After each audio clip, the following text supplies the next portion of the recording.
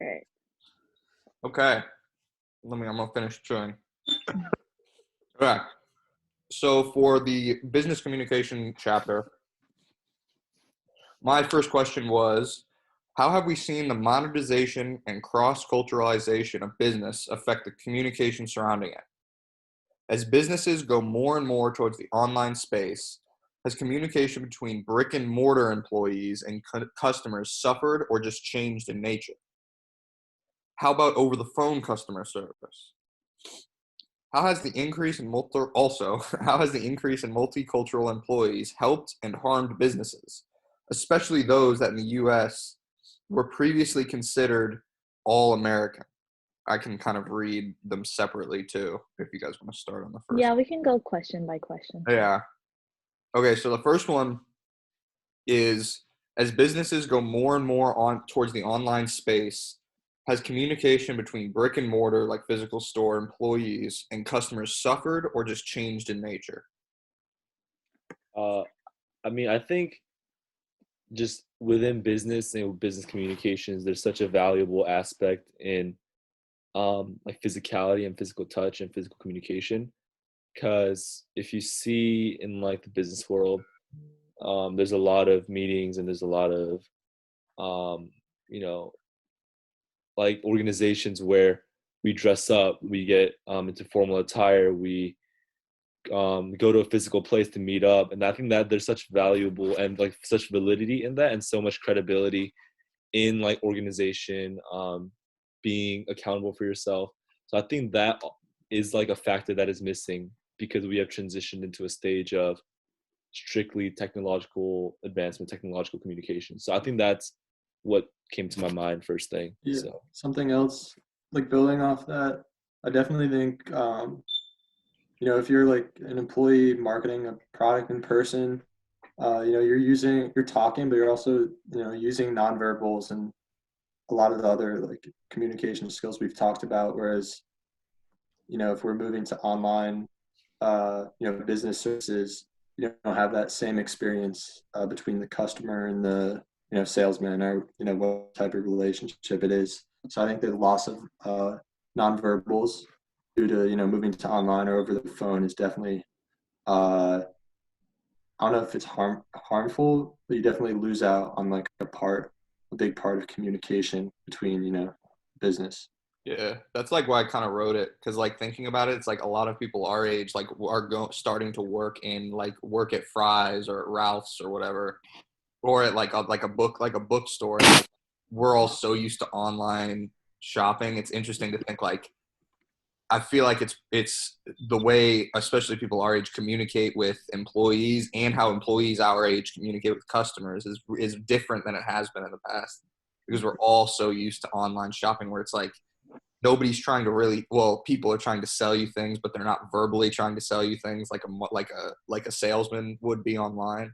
yeah. And people kind of don't really like some of my friends are like uncomfortable asking people at stores where things are because they're so used to shopping online. I'm like, that doesn't, like, why? Yeah, that's But a it real kind of thing. makes sense.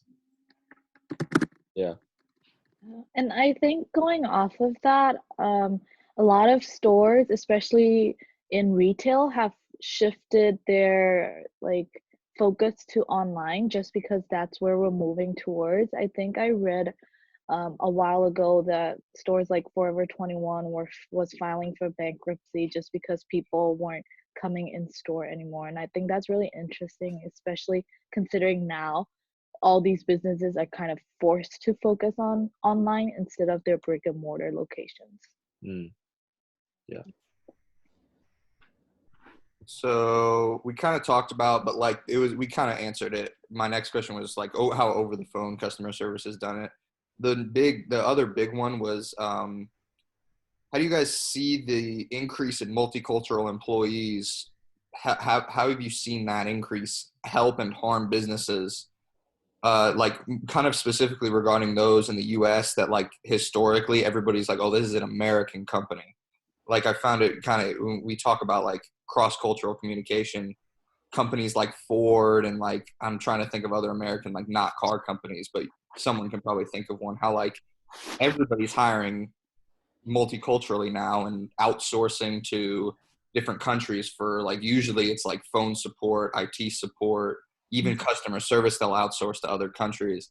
And like, I wonder how much that's changed people's communication, especially like older generations that are so used to calling somebody like in the middle of nowhere in Ohio at a call center, but now have to talk to somebody from from like Indonesia, who can still give them the same level of service, but their communication with them is different because they're not used to that. I think it kind of even ties back with the language, with the language chapter, where if these calls are being outsourced, people from different countries are obviously gonna have different accents, and sometimes you can even see these like communication barriers because of that. Yeah. Yeah, like, oh, were you gonna say something? Oh no, I was just gonna go off of that and say like kind of like the way they explain things as well, and like try to help you is a lot different. So I think kind of going up language. Like, I think you use the example of outsourcing. Definitely, like, language wise, that can make it difficult between a customer and a worker. It can also, I think what you said about American companies and outsourcing, like, people get upset that you're moving part of your business overseas, and that could be harmful to the U.S. economy. So I think people vocalize their frustration for that. But a different example than outsourcing, like just in general, hiring, as like the diversity of the U.S. population grows, even workers in the U.S. for each company, you're having a more diverse workforce. I think that can be a good thing. Like that's a good thing. That's an example of a good way multicultural hiring works, because then you have people with different backgrounds. With each culture, you have a slightly different you have different styles of thinking, different thinking patterns. I know that's one thing the next chapter touches on, but it connects to this one. You have people with different thinking patterns working for you. That's a asset to your company. Yeah, I mean, obviously language barrier and how our economy and how our government is headed right now, I mean, it doesn't support the case of like cross-cultural communications, cross-cultural businesses. But I think there's always that stigma, like whether I know you mentioned outsourcing.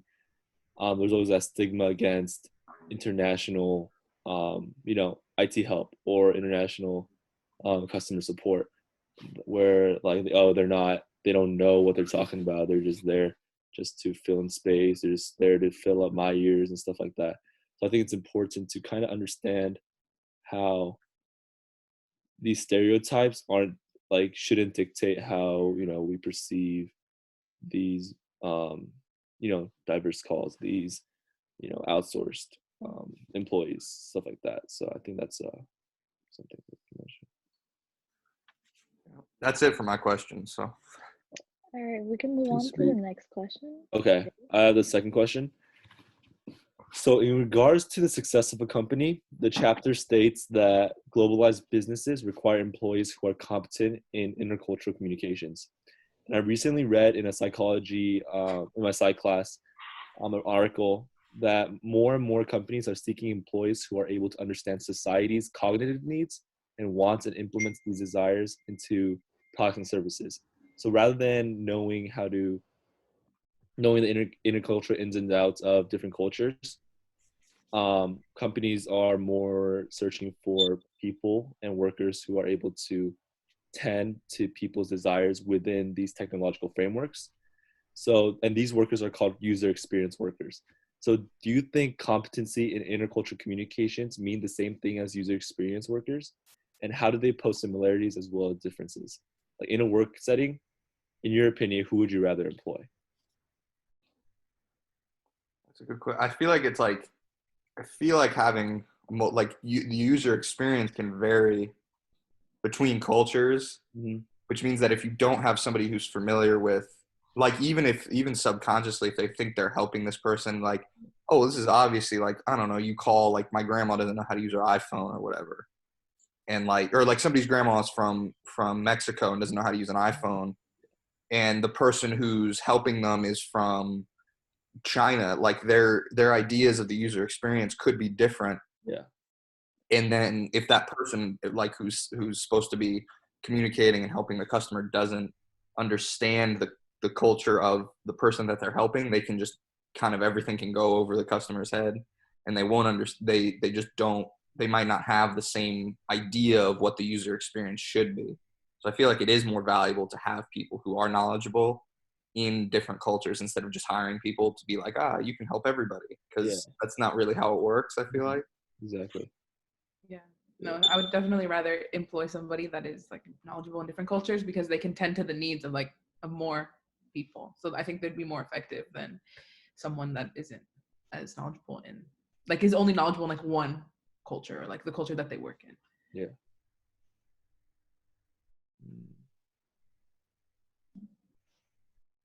So what are some like similarities and differences that you, like, maybe you guys have experienced it, or that they have, presented? Even if it may be like a gaming service, or even like updates in whatever, software you're using and stuff like that, or like even like customer support. So like differences in like how, where we've seen where like there's not a multicultural knowledge. Yeah. Trying to think. That's a good question. Yeah. Yeah, it's really good. I'm trying to think the last time I called like a customer support service, or like had like even like an online customer support. Yeah. I can think of like, I don't know if this is the opposite of what you're touching on, but I remember one time my friend's mom was like calling for hours customer service line. So eventually she gave up, and like, well, not she didn't give up. She like decided that she's gonna pretend like she only spoke Spanish to talk to, because there's a different line for like English speaking customer service and Spanish. So she pretended she was Spanish and like got through like that, and like they were so much more helpful. Mm-hmm. So I think it's really interesting that like two different customer departments within the same company had such different performance abilities. It's really interesting. That kind of made me think of like, when you were saying updates, it kind of made me think of like how certain apps or whatever, like when you update it, you can kind of switch the language so you can read it. Whereas some just have it like only in English, but others like have like English and Spanish, and then some go like English, Spanish, Chinese. So like, it's different. Yeah, it is always interesting to see like what services you can always. I feel like you can always tell kind of like what services are meant for like what cultures, because it's like, yeah, some are like, oh, just English, and then you can tell what are meant for like the North American and like South American, or like just North American, or North American and Asia. It is kind of, like you can see that with cars too, because like some cars don't only have English in them, but like some cars will specifically have like English and Korean, because like really they like the car manufacturer doesn't really care about any of the other cultures that buy the car, because they know that like only Koreans and Americans buy this car, so we might as well not even put in like German or whatever. It's pretty interesting. Yeah, that also kind of makes me think about how streaming channels like Netflix, even the shows and films that you can watch are different based on the location that you're at. So Netflix in like Europe will be different, just even country by country, I believe, from Netflix here in the States. And I think that definitely really changes the user experience in each country. Yeah, definitely. So I think we can move on to the next question. That was the end of my question, exactly. Maddie, I think you and I have the question number 1 for education. So do you want to go first? Sure. So basically, in the book, it talks about how like the culture that you're in affects the attitude that you like that people have towards education. And so like with that being said, like what do you think America's attitude towards education is? In terms of like, at least growing up for me, like people took education seriously, but they did not take it as seriously as like other people I know. But then why do people come to America to get educated if we don't? Yeah. I mean, the first thing that comes to my mind is like how much we're paying for tuition. The fact that the majority of, I don't know, a lot of careers, I would say the majority, you need to have like a degree to be considered in the application process. I would say, our whole country and society pretty much is structured around education. I think, the culture is we take education for granted a lot of the time. Like we're too cool for school or whatever. But no, I think our society definitely values education highly because, that's how our, jobs are structured around going to college. Our high school is focused on preparing us for college, and middle school is preparing us for high school. Like when I know a lot of people have graduation parties for both high school and college because it's considered such a big deal. So I think America definitely sees education as super important, and we put a lot of money. Like you look at the endowment for Pepperdine, like it's almost like $1 billion or something, which isn't even that much compared to some of the other bigger schools. But that just goes to show how much people care about education in our country.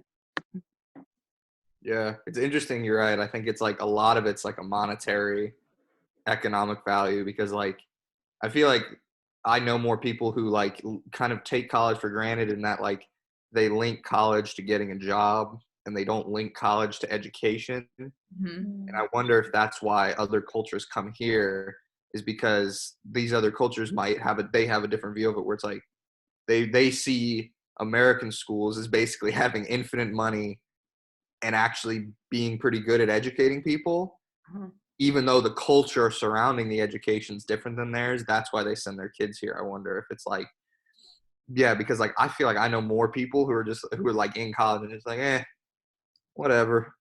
Like but I also know other and more international students I think who even if they're not like super hardcore into like I gotta learn every day and like get A pluses on every assignment, they like find more value in the day-to-day education and don't just go through college basically as like another extra step to leaving college and getting a job. Yeah, I feel like is kind of the general culture surrounding like American education.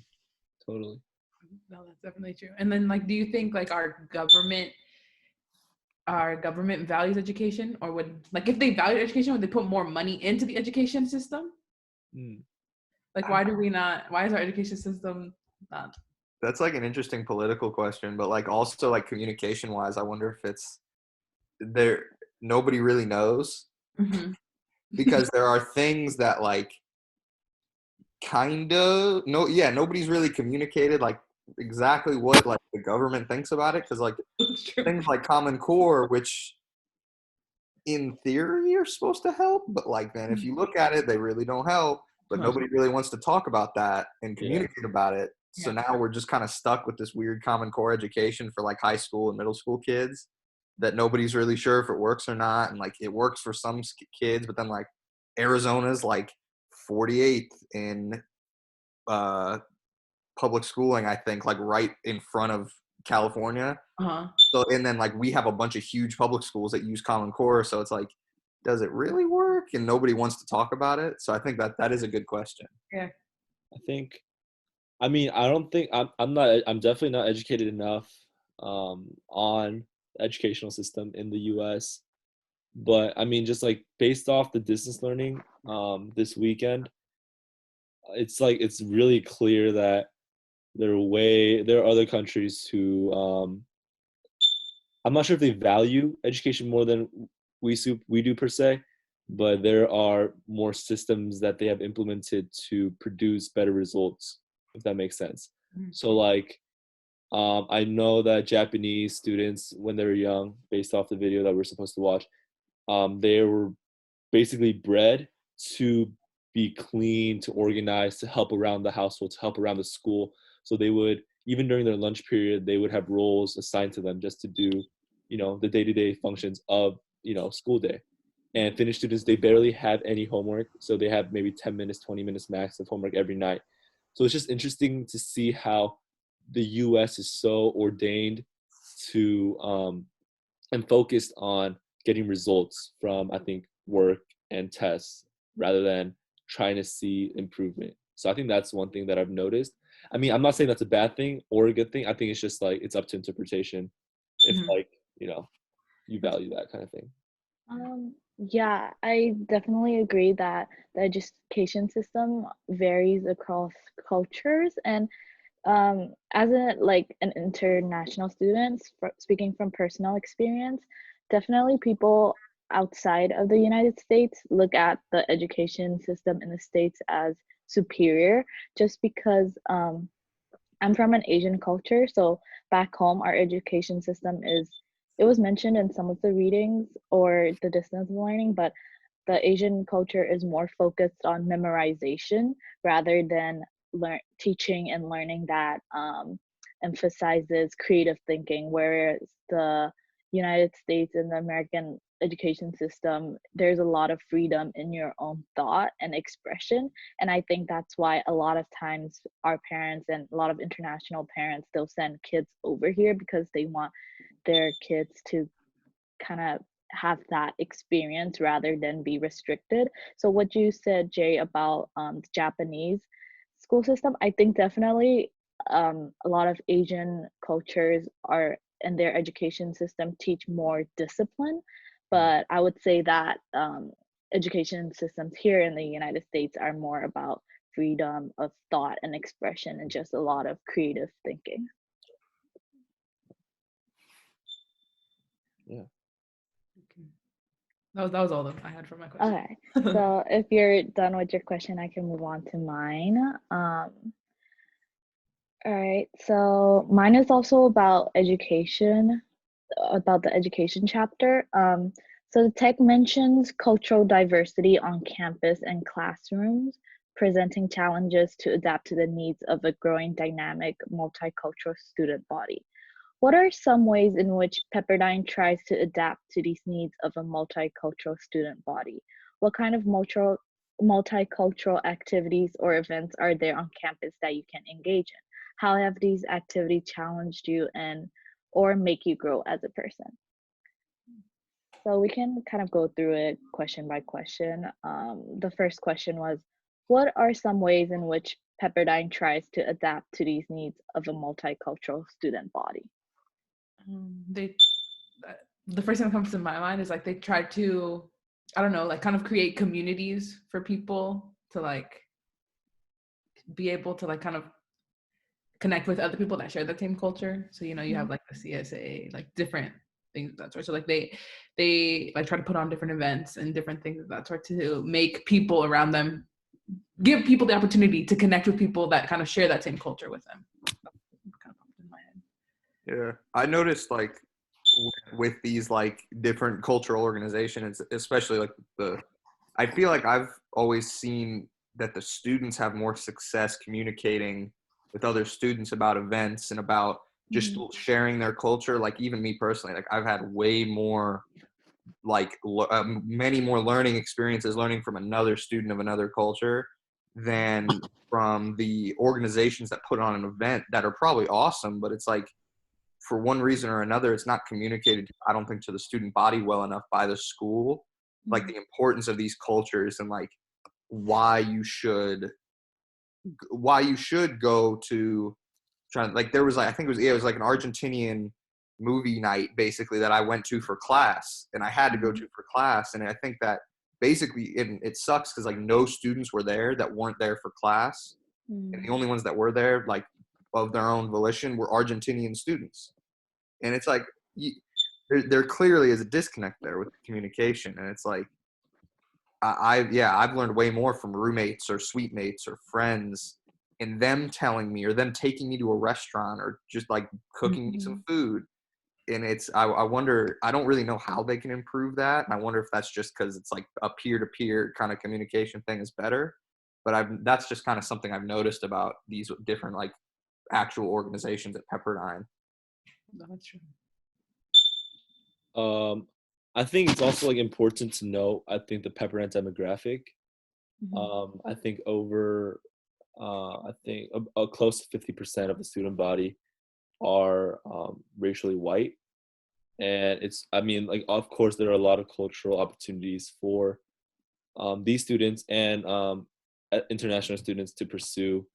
But I've noticed that within these type of groups and within these cliques, they tend to remain within their same or similarity, you know? So I think it's just a lot harder for international or multicultural students to, or not, I want to say multicultural, but that multicultural aspect to kind of branch out into this kind of broader sense of the student body. So I think it's also a challenge for the, you know, obviously for the university to present and trying to resolve. So I think there's a lot of the pros and cons about it. So yeah. Yeah, I mean, there's a lot of clubs offered. Like I know I have a friend that's in the Filipino club, and I remember going to like a few of their events, and it was like a pretty fun way to learn about, you know, different culture and like their customs and uh like I remember they did this really cool dance and stuff. So it was just like a fun way to kind of like participate and learn about different culture. Um so I think, you know, having clubs is a good thing. Um and then I don't know. I think yeah, just clubs is the Yeah, main way I see people like mhm. thinking about different cultures. Yeah, I definitely agree that clubs are a great way for cultures to come together, but I think sometimes it can cause some sort of segregation as well. Like um, in in terms of like sororities or fraternities, you see certain sororities and frats that have a certain demographic. Like um, I know that a lot of business frats are usually mainly um, I would say Asian students that join, but there are also like sororities and frats that are mostly the white kids that join. So I think that can cause some challenges of growing Pepperdine as a multicultural campus as well. But how have these activities, on the other hand, made you grow as uh, a person? So I can think of on at Pepperdine, international programs is a huge part of the campus, and I would say that these international programs are a way for Pepperdine to kind of adapt to the needs of multicultural needs. So if you have participated in an international program, even if you haven't, you can kind of comment on how you think these programs make the student body population be more culturally aware. Mm. I definitely think that like international programs make the student like more culturally aware. I did a second year in China, and so like to me, I became a lot more culturally aware about like Chinese culture. And just like being immersed in the culture every day, like going out and like doing things definitely makes you way more culturally aware, but not just more aware about like the culture you're in, but more aware about like the culture that you're from and like the culture that you have. Because it's like you kind of understand like they don't do this, I do, and then you kind of think like, why do I do this? Why do they do that? So I think definitely like having to spend like whether that be a year or a semester in another country and like being constantly immersed into that definitely like makes you more culturally aware.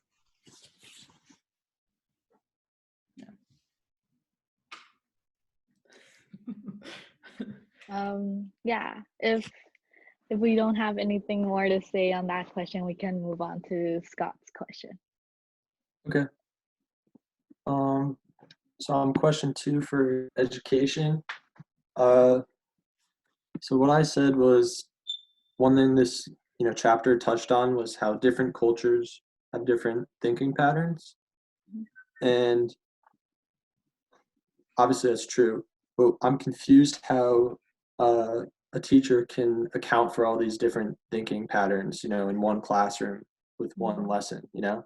Uh, so what elements of the dressing model should teacher consider, you know, when teaching these kids with different thinking patterns? And then what are the consequences if a teacher doesn't consider, you know, classroom, her students or his students varying thinking patterns? And what implications does this have for our society? Mm. So if we, you know, if we go part by part, how can a teacher consider account for all the different thinking patterns in a multicultural classroom? What elements of the addressing model should a teacher consider, when making lesson plans for his or her students? I think that teachers definitely have a lot of pressure on them, especially at on a campus that has a diverse student body, because I feel like all parts of the addressing model kind of have to be addressed, and it may be sort of a learning process. Like a teacher can't know everything, so they kind of have to go through the experience of teaching the class to learn as they go. Yeah, I feel like they just kind of have to play it by ear. Basically, they kind of have to see like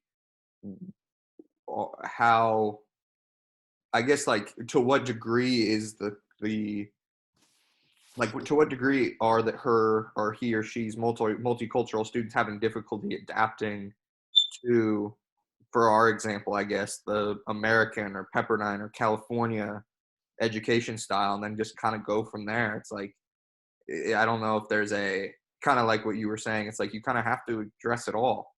You can't, if you're going to address something, you have to do it all, because you can't just like pick and choose, because I feel like that's just too hard to get anything right, if anything is going to be right. Yeah, I think it's a lot of like trial and error, kind of going through, seeing if it works. And then I think like one thing is like the teacher kind of giving people the freedom to like have different ways of expressing their answer or kind of expressing that train of thought. Because kind of, I guess, going to your next question, but kind of like, I think if they stick to like one method of like teaching or one method of like that those like thinking patterns, like the results that students have are definitely going to be kind of messed up. Yeah, I mean, I had a very similar question to yours.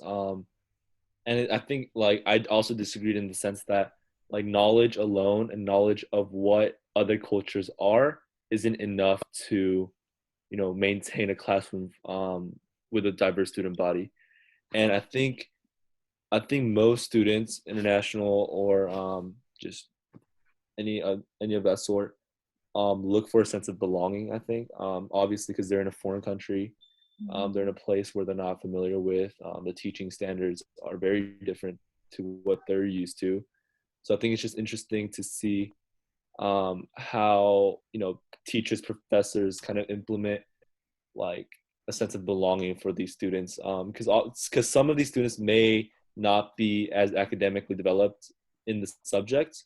So I think it's just important for leaders, teachers to kind of pay extra attention to how they can succeed fairly as well with the other students. So, yeah. This question just popped into my head.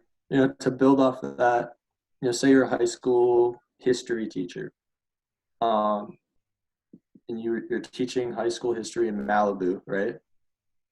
And then for some reason you get a better job offer to work as a high school history teacher in Oxnard, which is right above Malibu. Like how do you think you would adapt your teaching style based on your students? That's a really interesting question. Yeah, it's really good. I think yeah, obviously that's a question like based on like demographic and like the students that are typically within these kind of cities.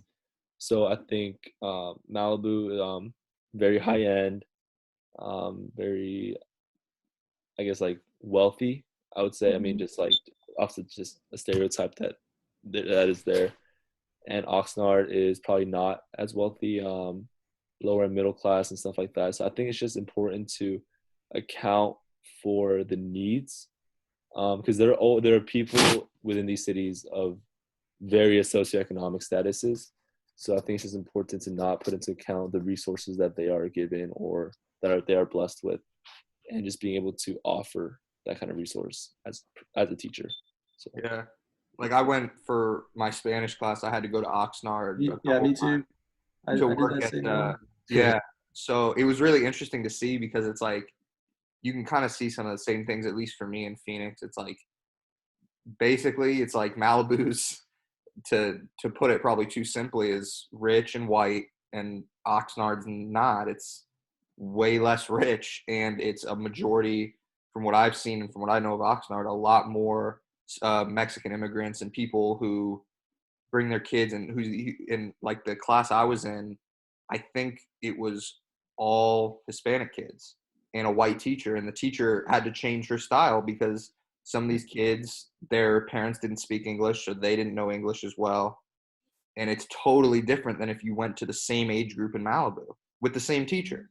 Mhm. And I think it's like, even if, yeah, regardless of where you go, it's like, I think sometimes it's a little harder to pick out, but other times it's way easier to kind of pick out how you need to change and how you need to change your teaching style to help kids, especially I think little kids, learn and kind of like and communicate to them in a different way because they're totally used to a different way of communication, especially from their parents. Yeah, I thought that field trip was awesome because, like, helping out teaching those kids was really fun. See, we're doing a great job of, responsive and aware to, a different culture. So that was a really cool experience. But yeah, it's cool to, see how teachers, like, to see firsthand how teachers adapt, teaching based on, the classroom's culture. Yeah. It's definitely an important thing to do. And then, I mean, the last part of my question was just, what are the implications what are the consequences if teachers aren't responsive to, differing cultures among their students? I think like either the child is gonna either be like become disinterested and not be interested in what's being taught because it's not like appealing to how they learn, or like their test results are gonna be not gonna truly show like their potential or how great they can be. And I think this kind of, I don't know why this popped in my head, but like for example, like the SAT, and like how everyone has to take the SAT, but not everybody tests well, like the way that the SAT is like written for people. And so kind of like how accurate is the SAT for people, but how accurate of a gauge is the SAT? Yeah. Thinking patterns. Yeah, I agree. If you don't consider multiple cultures when you're teaching, I mean, that's only setting up one type of person for success, which isn't fair. It's just wrong. So it's important to consider. But yeah, that's all for my question. And I think, that's everyone. So Yeah. good job, guys. Good discussion. Okay. Good. Thank you Stay guys healthy. for all your questions. Thank you. Thank you.